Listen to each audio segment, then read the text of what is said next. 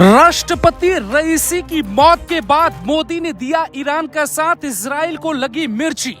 भारत ने एक साथ पहनाई अमेरिका इजराइल को चूड़ियां, दुनिया भर में मच गया हड़कंप। मोसाद वाले लेंगे रॉ से क्लास, ब्रिटेन की डीआई और अमेरिका की सीआईए भी पलट रही है फाइल।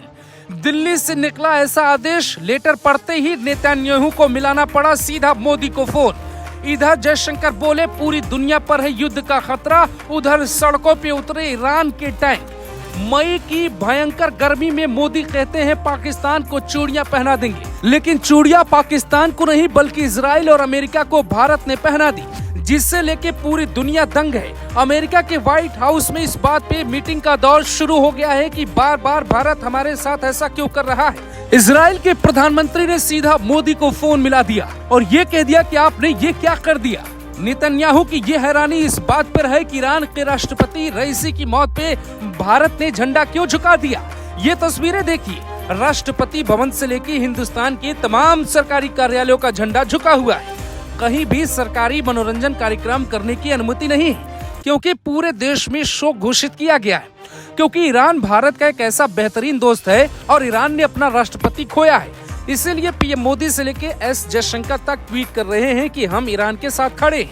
पर इजराइल को इस बात से आपत्ति होने लगी कि भारत तो हमारा भी दोस्त है, फिर हमारे दुश्मन के साथ क्यों खड़ा है। तो इसकी थ्योरी हम आपको समझाते हैं। हम ईरान से कच्चे तेल के अलावा सूखे मेवे, रसायन और कांच के बर्तन खरीदते हैं, जबकि ईरान हमारे यहाँ से बासमती चावल मंगवाता है।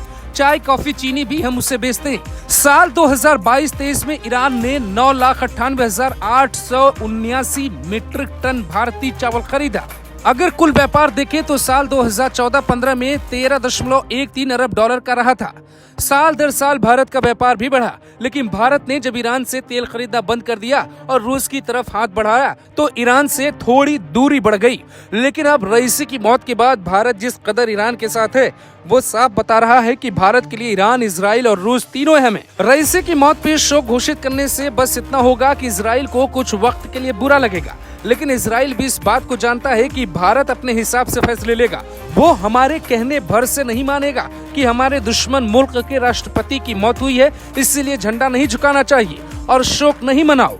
आपको याद होगा भारत ने कुछ ऐसा ही फैसला यूक्रेन युद्ध के वक्त भी किया था, जब अमेरिका ने कहा कि रूस से कारोबार बंद करो और भारत ने रूस से तेल खरीद लिया था। जयशंकर ने ताल ठोक कर कहा था कि हम खरीदेंगे, हमारा मुंह मत खुलवाओ, वरना कई पश्चिमी देशों पर भी अमेरिका को बैन लगाना पड़ जाएगा। बाद में अमेरिका और भारत के बीच सहमति बनी कि कोई बैन नहीं लगेगा, जिसके बाद कई लोग कहने लगे कि भारत ने पहले अमेरिका और अब सीधा इजराइल को भी चूड़ियां पहना दी। हम वही करेंगे जो हमें करना होगा, हमें फालतू की सलाह मत देना। शायद यही वजह है कि इजराइल की विरोधी पार्टी के लोग नेतन्याहू पर भी अब बात करने लगे हैं और उन पे निशाना साध रहे हैं कि अगर भारत अच्छा दोस्त है तो फिर इस मसले पर साथ क्यों नहीं दे रहा है। क्या ईरान जिस हिसाब से अभी इजराइल पर आरोप लगा रहा है और बाद में वो आरोप साबित होते हैं तो भारत ईरान का साथ देगा? ये सवाल भी उठने लगे हैं। इजराइल के लिए मुश्किल बात यह है कि अभी युद्ध के दौर में गुजर रहा है, वो हमास को हर कदम पे नुकसान पहुंचाने में लगा है। यहाँ तक कि ईरान के राष्ट्रपति रईसी की मौत के बाद जब हमास ने कहा कि हम अल्लाह की मर्जी के साथ है, हमारी संवेदनाएं ईरान के नेता के साथ है।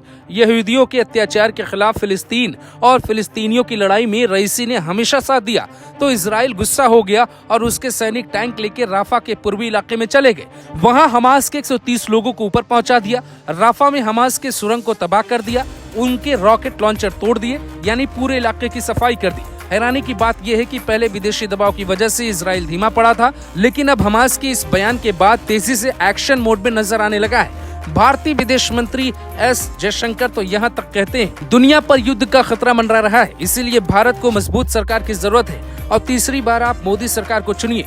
जयशंकर की ये बातें राजनीतिक हो सकती है, लेकिन वो एक कूटनीतिज्ञ भी हैं, इसीलिए अगर वो कह रहे हैं तो युद्ध की बात को आसानी से टाला नहीं जा सकता। ईरान भी बदला लेने के लिए लगातार अपने सैनिकों को तैयार कर रहा है।